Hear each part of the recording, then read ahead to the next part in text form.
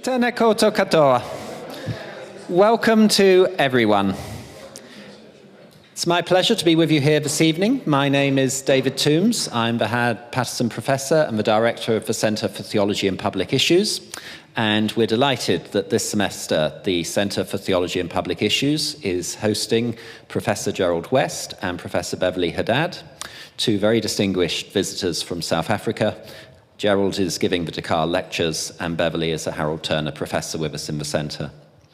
Gerald is Senior Professor of Biblical Studies at the University of Kwa-Zulu, Natal. He works particularly in Hebrew Bible, Old Testament studies, in African biblical studies, and in contextual interpretation. He's a very distinguished figure who's worked in this area for over 30 years. We're absolutely delighted that he's spending this time in South Africa, returning, in fact, having spent a short time here as an exchange student in high school. It is really wonderful to have you back, Gerald. Gerald presented in a seminar at lunchtime with sociology, gender, and social work, a fascinating presentation of his work with colleagues at the Ujamaa Centre. But this evening, he's returning to the theme that he started developing last week in the series on the Bible as a site of struggle. He'll be speaking to us on the Bible as a site of struggle in South African Black Theology.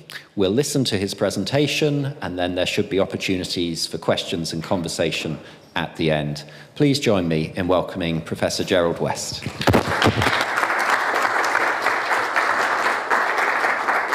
Thank you. David, thank you very much, and thank you again to the Department of Theology and Religion for having me here. Thank you to those of you who were here last week and have come back again. It's a wonderful opportunity to have more than one lecture and to be able to develop one's thoughts. Tonight I want to then move beyond what we looked at last week, where we focused on the notion of site of struggle. And this is a summary. It's not quite the same slide as I used last week, but for us, the notion of site of struggle has been a very important one in the struggle against apartheid. And even in the post-liberation context, we are returning to it. And in a way, this lecture series and in the book I hope that'll come out of this is a way of trying to say, how do we return to some of the sociological and theological concepts that emerged in the struggle against apartheid for the issues we are struggling with now? So the concept site of struggle has been significant, as I say, within the socio-theological realm, particularly in South African theology. The concept refers to the intrinsically conflicted, contested identity of a particular institution or discourse, focusing on the systemic dimensions of those institutions or discourses. Now, as I shared last week, each of South Africa's liberation theologies has recognized that biblical interpretation, how the Bible is interpreted, is a site of struggle. But each of these South African and African theologies have gone on to make other distinctive identifications of sites of struggle. And I mentioned these last time. South African contextual theology made at the time in the 1980s, the innovative analysis that theology itself was a site of struggle. The church and theology were sites of struggle. There was not one church, there was not one theology. There were multiple, and they were engaged in contestation. South African feminist or South African women's theology, both of those terms are used, identified African culture as a site of struggle. So in the struggle for liberation, women were often told to wait for political liberation. And women began to say, we've waited long enough.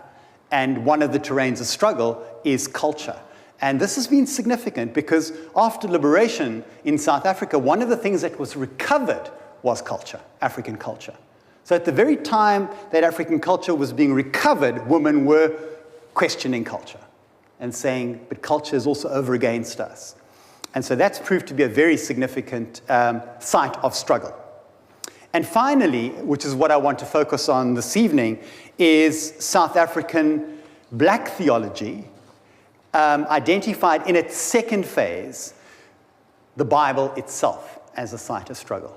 The others, South African Contextual Theology, South African Feminist and Women's Theology, had not said that the Bible itself intrinsically is a problem. It's the way we interpret it that's a problem.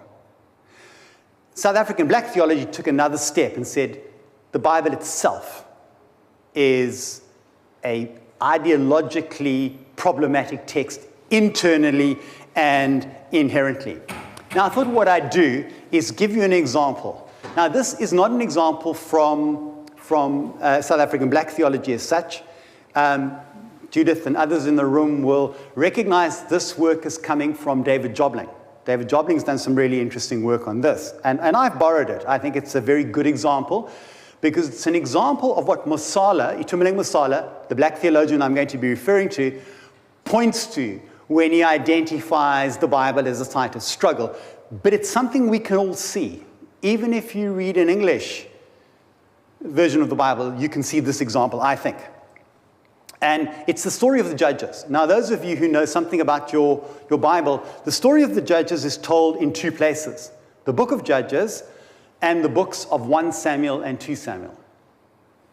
Now, the question is, how come the story is divided between two different books? And then what complicates it, if you have the Christian canon, the Greek canon, the book of Ruth is in between. So the story of the Judges, if you read through to the end of the book of Judges and carry on reading into 1 and 2 Samuel, the story carries on. The characters are the same, the plots are the same, the cycles are the same. So why put them in different books, and then why interpose the book of Ruth, which disrupts the story of the Judges? Well, it becomes clear, if we say a little bit more about what goes on in these books, that there's an ideological debate taking place here around leadership and economic systems. The way the book of Judges ends, the book of Judges we've now got, in those days, there was no king in Israel. All the people did what was right in their own eyes. A negative assessment of the period of the Judges, right? How does the book of Ruth begin? In the days when the Judges ruled, there was famine in the land. A negative assessment of the period of the Judges. And how does the book of Ruth end? The story of Ruth is really the story of David. So, before you even get to the anointing of the first king, Saul, in the book of Samuel, David's been mentioned. You following on this? Okay, so Samuel then, in the books of Samuel 1 and 2 Samuel, is both a judge. It's clear in the text that he's a judge. But he's also the precursor and anointer of kings. If you take out the book of Ruth and you include parts of the book of Samuel with Judges, you get a very different image of judgeship. Judgeship becomes increasingly more significant as a form of leadership. Who is the greatest judge of all? Samuel. So why isn't Samuel in the book of Judges? Why is he in a book that's associated with kings? So there's an ideological debate going on here. It's clear that in a two-step process, David Jobling wants to suggest an original book of Judges. He argues there was an extended book of Judges initially that runs roughly from Judges chapter 2, verse 11 to 1 Samuel, verse 12. And that has a cycle of judges. All of the judges follow roughly the same cycle of a theological cycle, if you like. And the culmination of that is Samuel.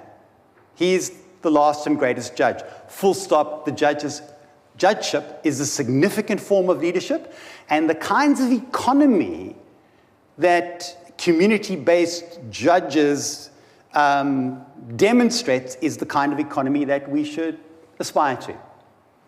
But that's not a pro-monarch position.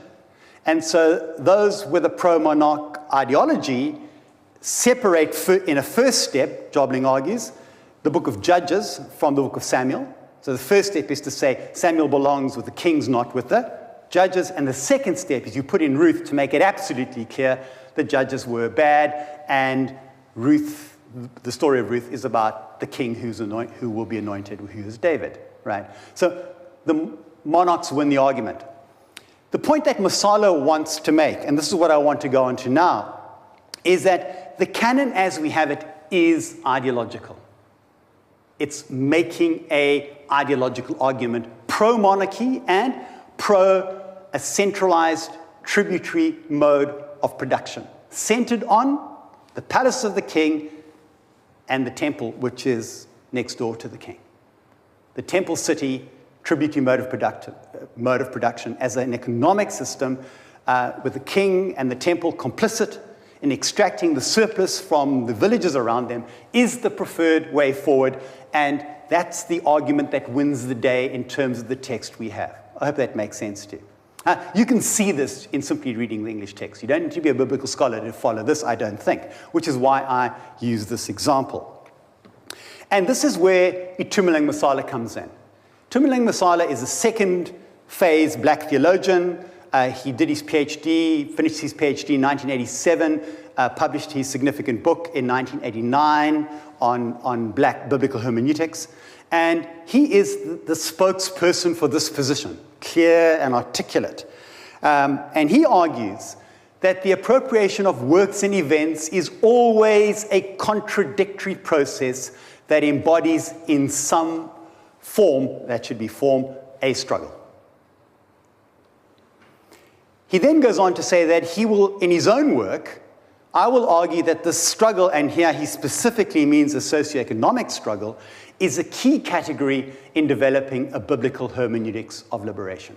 He talks to the generation of black theologians before him, people like Desmond Tutu and Alan Bussack and others like that you may be familiar with, and says, you have failed to recognize that the Bible itself, particularly at the economic level, is a site of struggle. And unless we do that, we will never develop an appropriate biblical hermeneutics of liberation.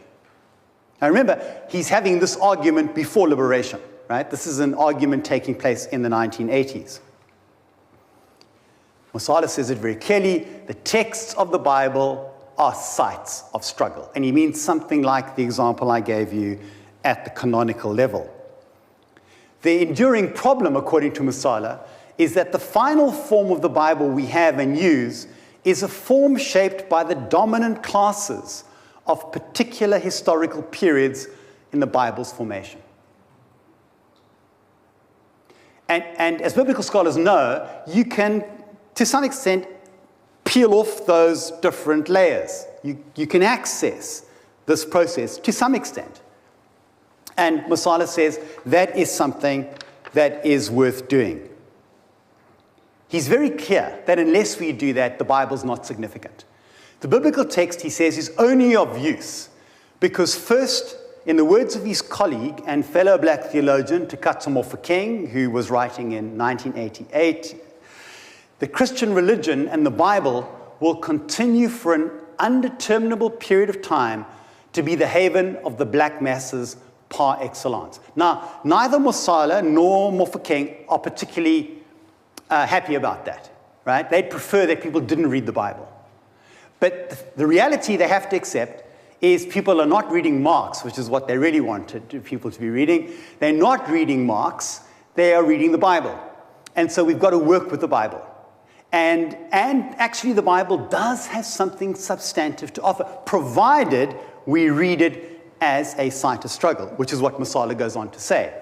For Masala, second point is that historical materialist analysis of the biblical text's contending ideological voices offers potential kindred sites of struggle for black working class Christians, drawing from their history of struggle, including their struggles against both African pre-capitalist and later white settler capitalist modes of production, to make hermeneutical connections with similar agendas in the contemporary setting. So, if you are prepared to ask the ideological question of the voices that one hears arguing in the Bible, you can then identify with the voices of the marginalized, poor sectors in the Bible, and those are the voices that resonate with the marginalized and poor in South Africa today.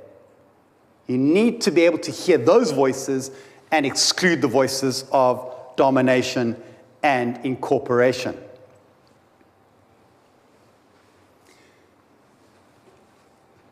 I think this is a beautiful quotation from Masala. The category of the black struggle as a hermeneutical factor draws its poetry. Masala is not always very creative and poetic, but this is one of his moments.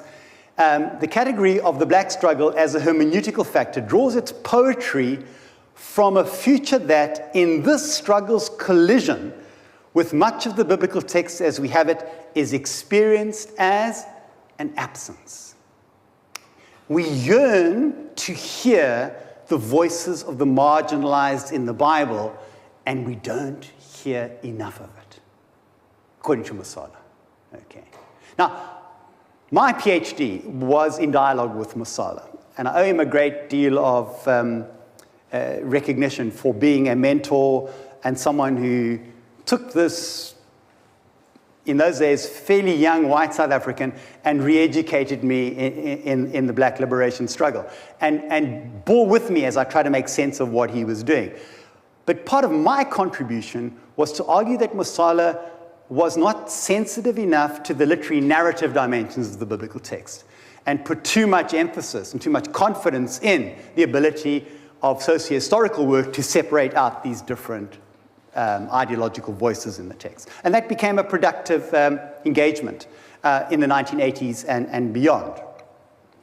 But here is an example of what Masala means. Okay, this is my attempt to understand what Masala is trying to say in terms of the ideological voices in the Bible. Masala is arguing that the form of the text we have is shaped by a dominant ideological layer with hegemonic aspirations. This layer wants to be the voice that is heard, representing the ruling classes, the Israelite and Judahite royal houses, temple city-aligned priests, and temple city-based landowners and merchants, and they will incorporate any other voice in order to make their own agenda clear. So the tendency is cooptation. Beneath them is the scribal, economically middle layer, right? There's no really, in the ancient world, middle classes. It's a middle layer. But it's a middle layer that accommodates itself to and serves and subsists the layer above them, the dominant layer. So the scribal, economically middle layer, accommodating its representation to the ruling classes it serves and subsists on. Okay? So the scribal layer then draws on, for example, the prophet. Okay? We're familiar with prophets. Prophet could perhaps be considered as an organic intellectual who represents the voices of the poor and marginalized, but is not their voice. It's a representation of their voice. Those excluded from the discourses of the city temple state and the surrounding empires. And then finally, the exploited classes themselves, whose text is oral rather than written, and whose voices, therefore, are always represented in the various layers above them.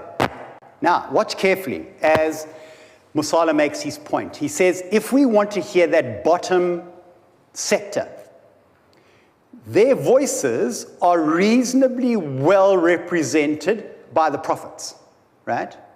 The prophets take up these voices and represent them. However, the prophets' voices are then taken up by the scribal layer, and we hear less of that bottom sector. It's now being filtered by the prophet and now by the scribes, and finally, says Masala, very little of it makes its way into the final layer.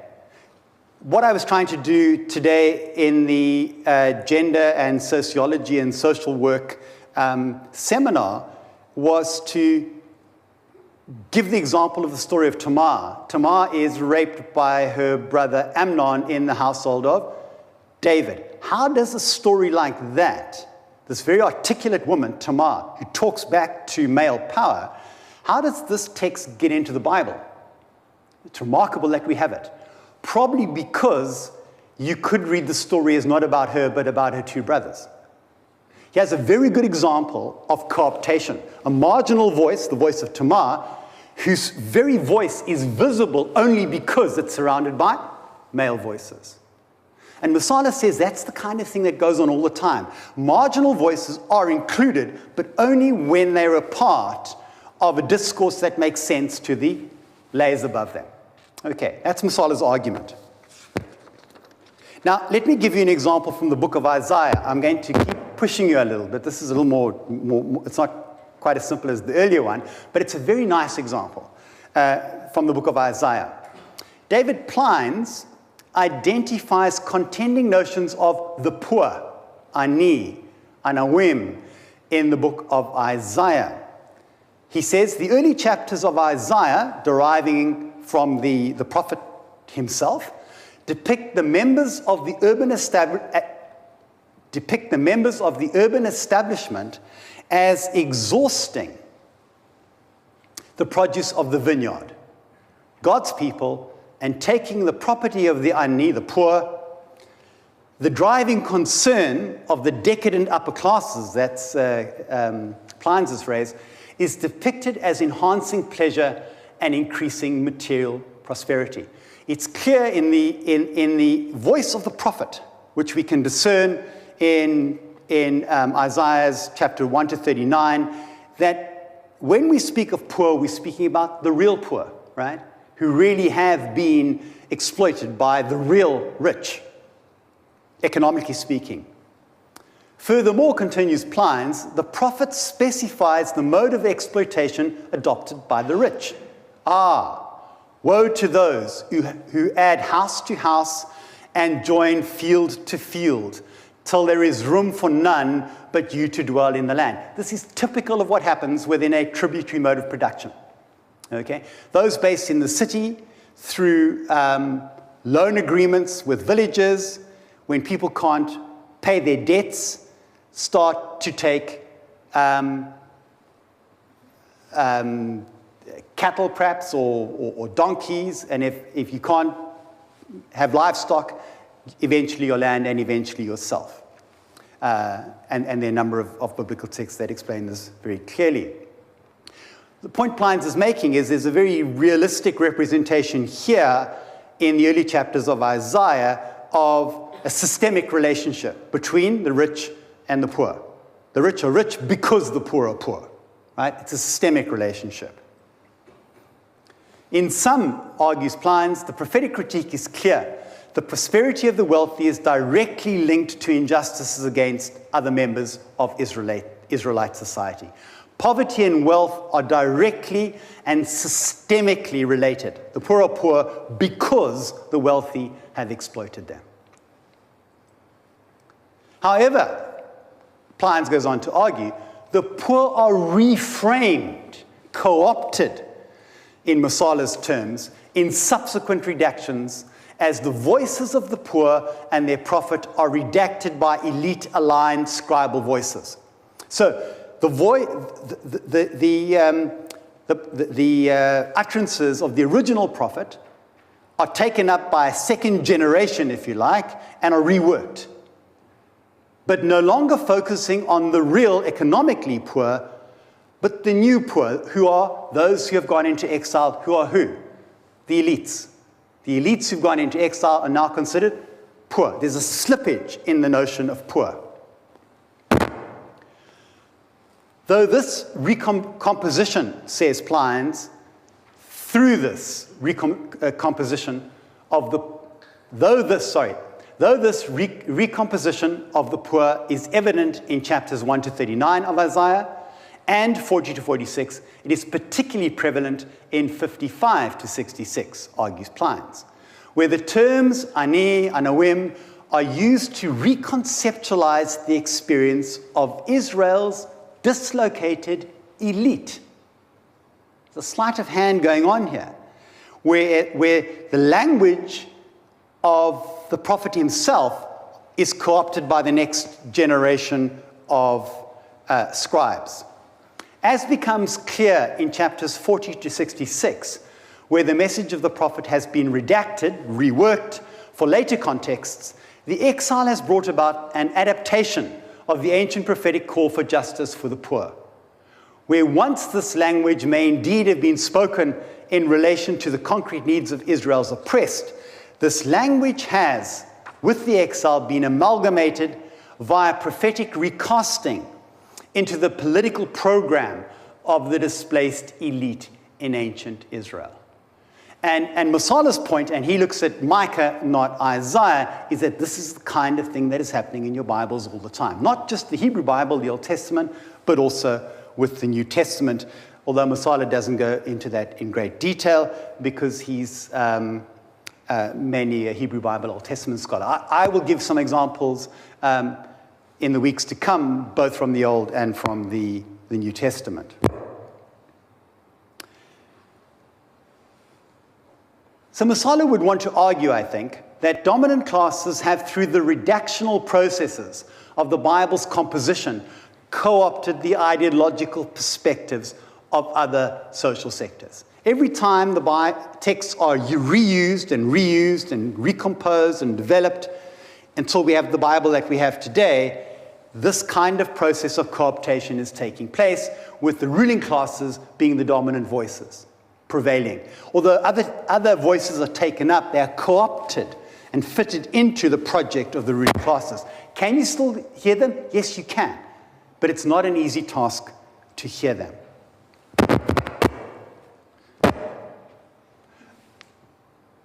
For Masala, if contemporary working class Africans do, through their struggle-trained eyes, a lovely phrase, their actual engagement in struggles today, discover kin struggles in biblical communities, then there is the potential that these biblical struggles serve as a source of inspiration for their contemporary struggles and as a warning against their co-optation. This is the key resonance for Masala. Black working class engaging with those marginalized sectors in the Bible, which are not easy to discern and hear, but perhaps with struggle-trained eyes, you can read the Bible in ways that allow these voices to be present, which is partly why this kind of work can't just be done by middle-class biblical scholars. The presence of the marginalized with their struggle-trained eyes is part of what one needs to do this work. And that's where we're going in the next couple of weeks. For Masala, both the discovered resonances between contemporary and biblical sites of struggle and the method used in the discovery process are significant resources. This is key. And this is where Masala was not really understood by his own colleagues in South Africa. He was putting forward a fairly complex method, right? But he was saying the importance of the method is not only what it produces, but how it teaches us to think critically. Not to trust the dominant surface discourses of our newspapers, of our televisions, of our radios, of our Bibles. We can develop skills for the ongoing project of liberation if we are attentive to these kinds of things, not only in the Bible, but in our own contemporary contexts. Now, some of you might be thinking that Masala is merely instrumentalist, and it does sound at times like that Masala is saying, well, the Bible's there, people are hooked on it, so we've got to use it, well, let's do that. But I think Masala is saying something, he is saying that, but he's saying something more than that. And I want to return to the anecdote that we began the series with last week. When the white man came to our country, he had the Bible and we blacks had the land. The white man said to us, let us pray. After the prayer, the white man had the land and we blacks had the Bible. Now, Masala has a response to this. He says this: the task now facing a black theology of liberation is to enable black people to use the Bible to get the land back, and to get the land back without losing the Bible. So you see, he moves beyond a purely instrumentalist understanding of the Bible. The Bible is substantively valuable within Black life. Now, I want to move on now to look at contemporary co-option. So I'm not quite sure why this is. Because the argument I want to make is that what Masala was arguing in the 1980s, we need to return to now 30 years later. And this is the book that I'm in the process of writing. Have we too quickly moved beyond what Masala was arguing? And should we not return to that now, given how the Bible has been co-opted in the post-liberation South Africa? So let me say a little bit about that.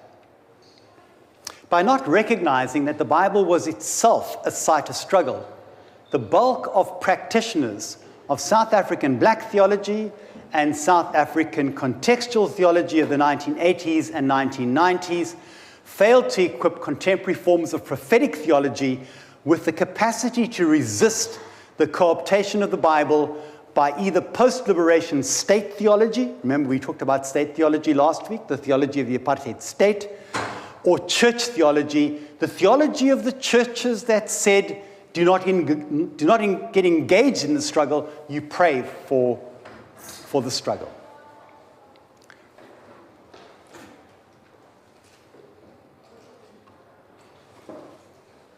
Now, I would argue, Masala has unfortunately left this terrain. He's doing other things in South Africa at the moment, alas.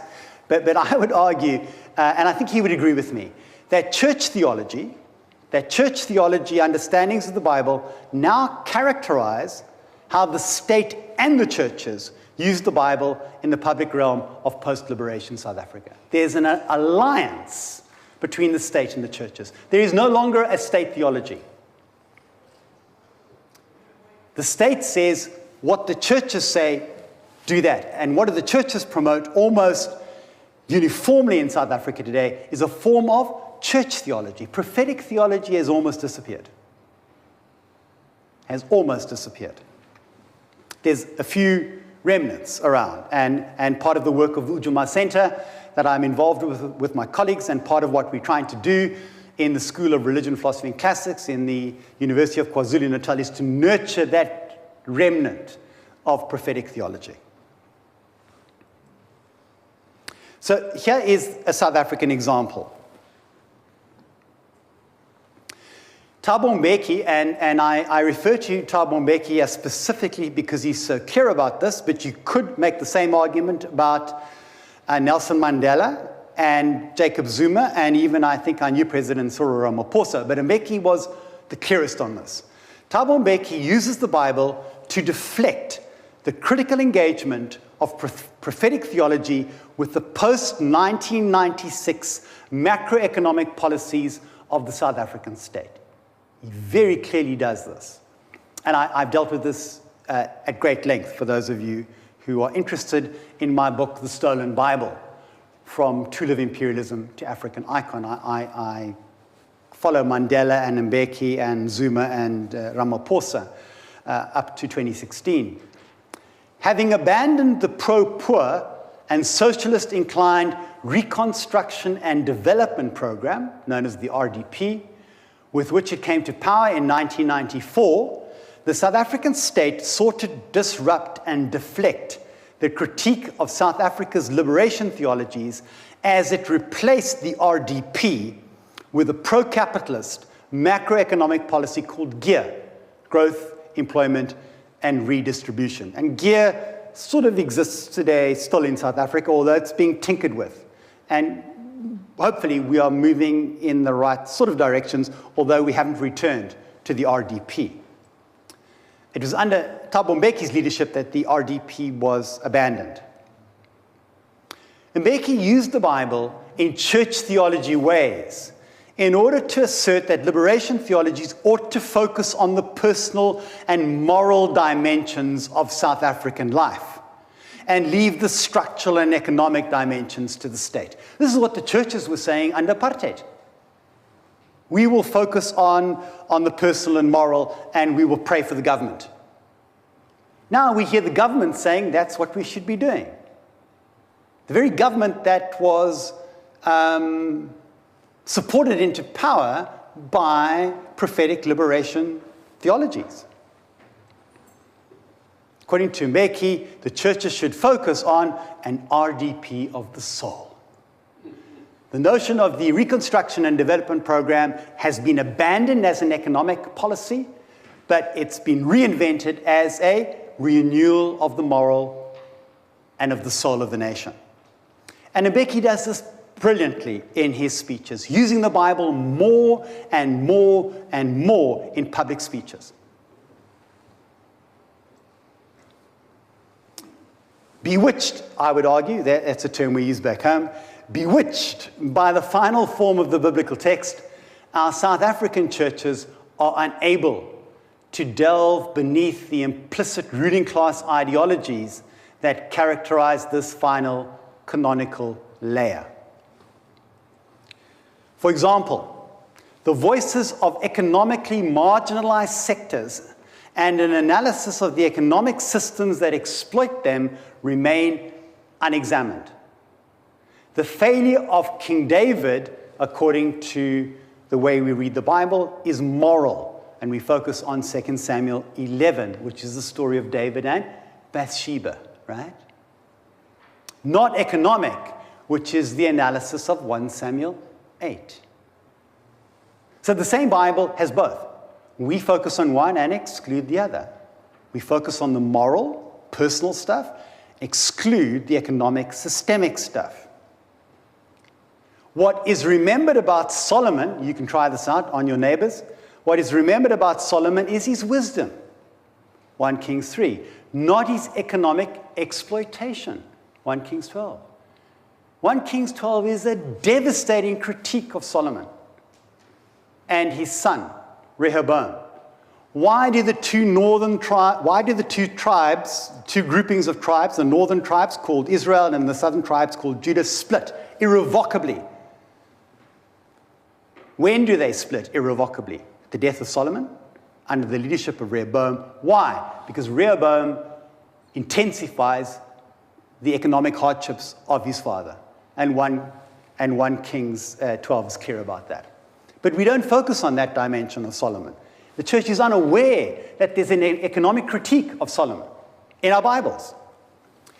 The problem with the Jerusalem temple in the time of Jesus is religious, not economic, right? And my favorite example, the version of the Lord's Prayer used liturgically, for those of you who are part of churches with a liturgy, the version of the Lord's Prayer used liturgically is about personal moral sin. Forgive us our sins. Forgive us our trespasses. Not economic structural sin. Release us from our debts, which is what Matthew says. I would argue that Matthew's version of the Lord's Prayer, which we think is probably the oldest version of the Lord's Prayer, already co-opted by Luke, and then finally fully co-opted by our churches, that Matthew's version is a radical economic argument put forward by Jesus in the form of a prayer. It's about bread, it's about debt, it's about economic stuff, right? But we don't have the capacity, it would seem, to engage with those sorts of things. The theological capture, that's a word we use today in South Africa. We talk about state capture. I think we should speak of theological capture. The theological capture by church theology of the remnants of prophetic theology is almost complete in South Africa today.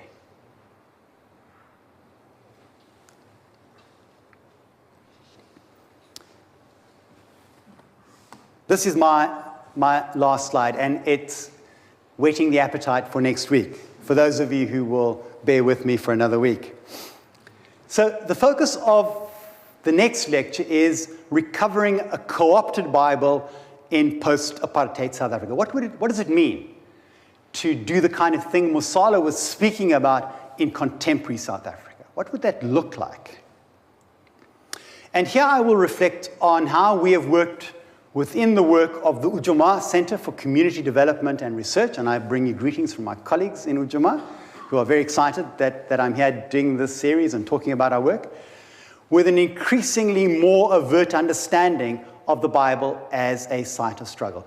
The Ujamaa Center was established in the late 1980s, and as the years and decades have gone by, we have become increasingly clear that we must work overtly in communities and in churches with the Bible as a site of struggle, drawing on both literary narrative and socio-historical rereadings of biblical texts. Now, Masala writing in the 1980s, those of you who have some understanding of what was going on with biblical studies, it wasn't until the 1980s that the literary dimension of the Bible was being worked with. I think of the pioneering work of Phyllis Tribble, late 70s, Texts of Terror, 1984, right? Socio-historical stuff, historical, critical, and sociological stuff was almost hegemonic in biblical studies. And so it's understandable that Masala was saying, you've got to do the socio-historical stuff.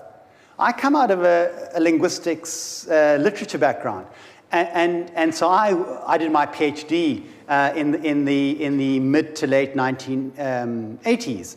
And so for me, I think a lot of what Masala is wanting to try and discern in the text, literary and narrative resources are quite useful for doing that.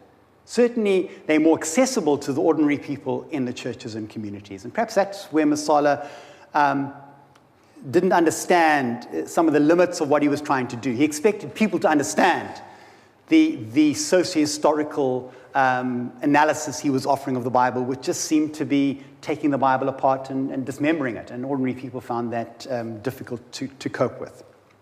So I'm going to try and show how these two different sets of methodologies within biblical studies, the literary narrative and the socio-historical, might work together in this project of trying to recognize the Bible as a site of struggle. And then in the final lecture, in the fourth and final lecture, which is called Working with the Bible as a Site of Struggle in Local Communities, I will focus on actual examples, lots of examples, across a range of contextual issues, including unemployment. We do lots of work around unemployment, gender-based violence, HIV, and then increasingly on issues of sexuality. Thank you very much.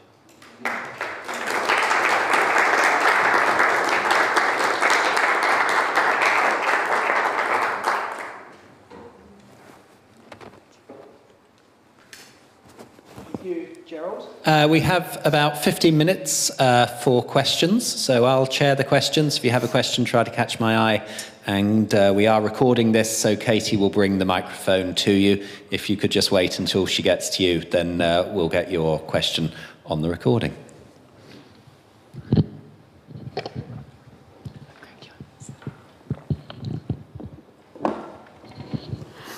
Hi there, Gerald. Hi. How are you today? Thank you. Nice to see you back again.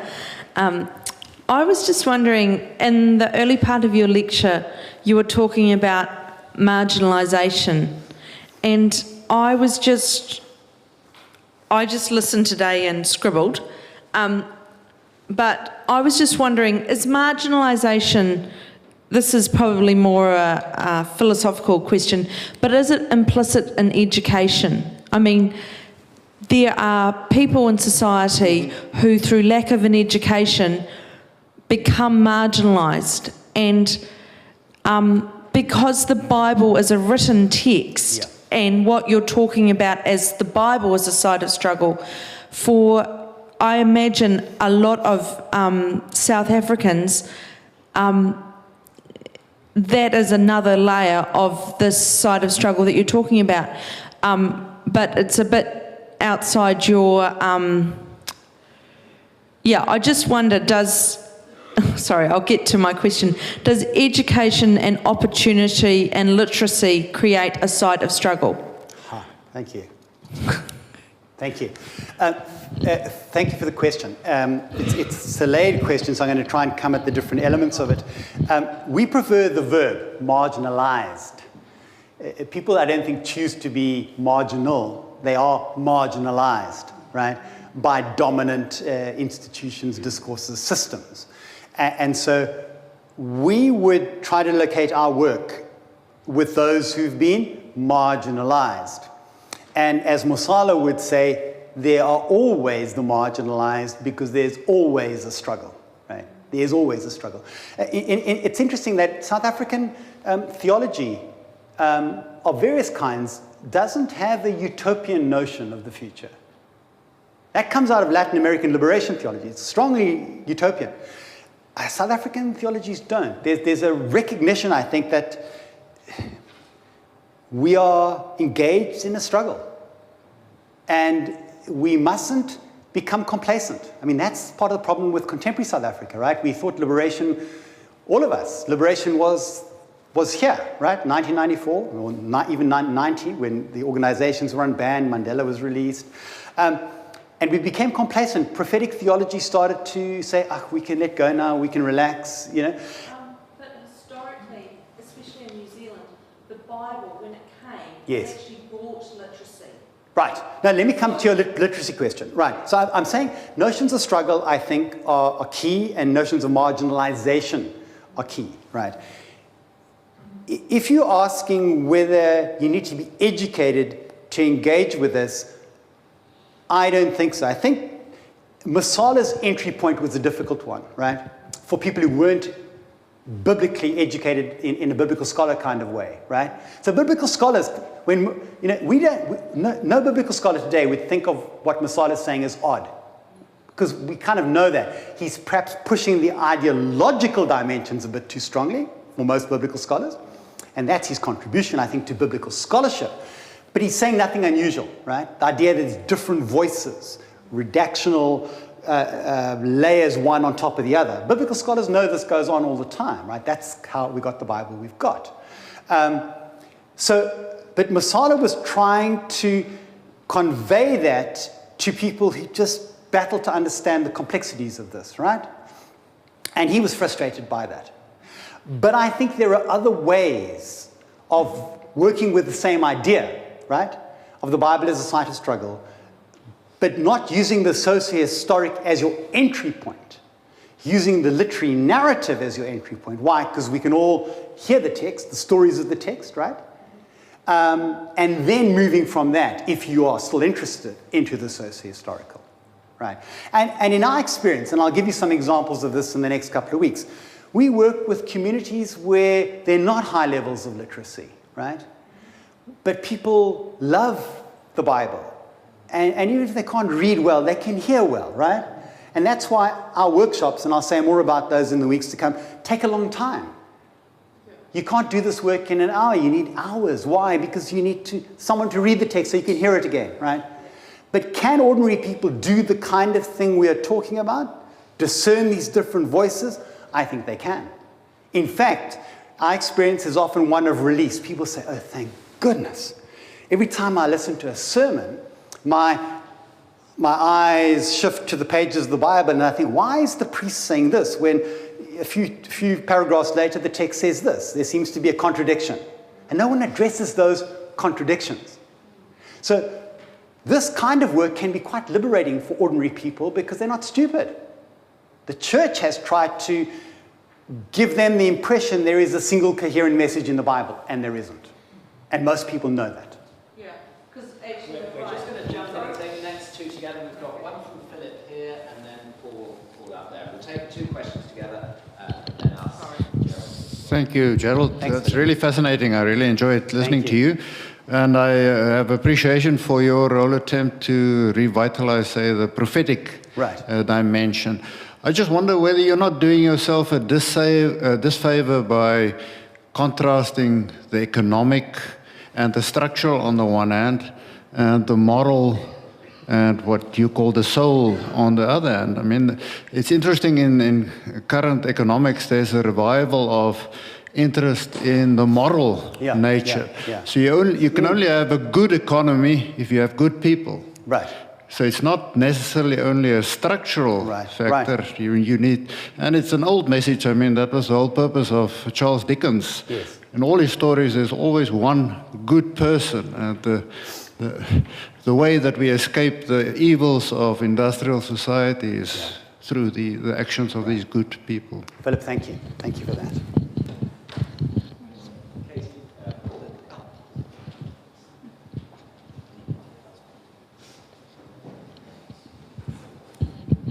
Thanks very much, Gerald. I wonder if you could outline just a wee bit more about how prophetic theology disappeared. What happened? Was that a passive or an active thing? Did people get silenced, or did they change their tune? Or quite the process over those years for prophetic theology disappearing? Thank you, Paul. To come to your question, Philip, thank you. I've been waiting for someone to ask me your question because I think perhaps the kind of analysis we've been doing in this kind of work now needs to begin to shift a little bit along the lines that you're suggesting. Philip, I think we are saying that church theology is already emphasizing this moral and the personal and the need for good people. So in a way, that's already being said. And we don't think it's bad to be saying those things, right? Our worry is when that becomes the emphasis. We've got rid of Jacob Zuma, so everything's okay. Now, we know that everything's not okay. There are systems in place. Some of them which Jacob Zuma has established, right? Patronage systems, right? Within the parastatals and things like that, if you're following South African news. And those systems need to be dismantled. And so there is this, I can hear our churches rejoicing that the individual morally bad person is gone, but not even recognizing that there is a system that needs to be dealt with. And so it's a question of emphasis. But you're right, we can often be heard, and Mosalo can be heard, and I can be heard, and Ujuma Center can be heard, as not taking this moral thing seriously. And to be fair to Thabo Mbeki, I think early on he was deeply worried about the decay he saw in individuals. And he's addressing it, but he's saying, okay, that's for you churches to deal with, and don't worry about the corruption of the corrupt systems. We will do that. Whereas I think the churches had something to say about the morally corrupt systems. Okay, we spoke in the 1980s about structural sin, right? Structural sin. And I think that's an important aspect. What is the structural sin in South Africa? Under apartheid, it was clear. Okay, people like myself, as a white South African, even if I was a good person, I was part of a system that benefited me because I was white. It took from my black brother and gave to me. He was poor because I was relatively prosperous. And so structural sin made sense then. What does that look like in contemporary South Africa? So I'm anxious about the moral, soulful stuff becoming the dominant discourse. And ours is an attempt to say it's important, but let's hear the other as well. But I do think we're going to need to do more work around that in this current moment right now. In terms, Paul, of the prophetic dissipation, a number of factors. I think when the liberation movements were unbanned in stages, but beginning in about 1990, was it? There was a sigh, literally, in the churches. And people like Desmond Tutu articulated it quite well. It was a sigh to say, well, the churches can now go back to doing what churches should be doing, rather than being political parties, right? The churches were the fora for the political organizations to be present when they were banned, right? And now, I think it was a dangerous moment for us, but it gave the impression that we could hand over the task as the church to the political movements, right? And then what began to happen? The new government that came in was our government, the government of the liberation theology, if you like, right? And so we entered into this notion, and we gave it a name, of critical solidarity, right, with the government. critical solidarity. Which of those words do you think was emphasized? It was solidarity. So the prophetic organizations in our country, Christian organizations, and we had many, we had hundreds of them, little NGOs, CBOs, right, that were engaged in this umbrella of prophetic theology, began to say, well, it's our government, we can't really criticize them, there are things that aren't quite right, but, so when Thabo Mbeki unilaterally abandoned the RDP in 1996 without any consultation with even with these alliance partners, the South African Communist Party and the trade union movements, there was no outcry from the prophetic sector, right? And so it was saying, well, we don't like it, but perhaps he knows best, and so critical solidarity, right?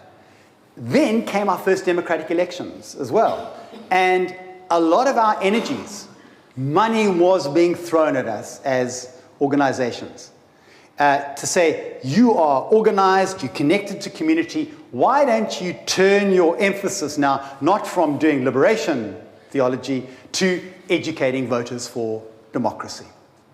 And 95% of the organizations that we worked with in the 1980s chose that route. They said, we don't have to worry about the theological anymore, we've got liberation. What we need is to build democracy. And that was an important thing to do. And so lots of the prophetic theologians became involved in training for democracy, right? And then once we had a democratic government, numbers of them went into government. Okay. And so there are all these different things that have contributed to the prophetic movement dissipating. And I think also, post-liberation, the systems that are sinful are not as readily apparent as they were under apartheid. And so it's hard work. You're ready on a Sunday, where do you want to go to? You want to go to a church that says, actually, the reason you got all the good things you've got is God's blessing you. And so the rise of these prosperity churches, evangelical type, neo-evangelical, neo-charismatic, neo-Pentecostal, prosperity type churches. Many of our politicians go to those churches. They will not challenge the way you got your wealth, for example. Why? Wealth is a sign of blessing from God. So that's the kind of thing. You get seduced, you get co-opted by this dominant form of church theology. We'll make that the very last question, or actually a comment. We are virtually out of time, but if it's a very short question, Steve, or is it a longer question you want to catch Gerald on? It's a short question, yeah. They're the hardest ones. They're the hardest ones. I'm interested that, in terms of the contextual issues, that our race isn't there, particularly given that race was so important in the formation of apartheid. Right. It's an important question. With of course, South African Black theology, the very notion of blackness, right, was rooted in notions of race. But for particularly the second wave of black theology, people like Takatso Mofokeng and Itumeleng Masala, they were wanting to say, of course, race is important, but we need to understand that South Africa's racial policies are rooted in a capitalistic economic system, right? And so we need to see the class dimensions of this struggle, okay? So race and class were almost synonymous terms. What worried some of black theology about notions of race was it was too easily linked to culture. And culture was part of the apartheid state's way of dividing people.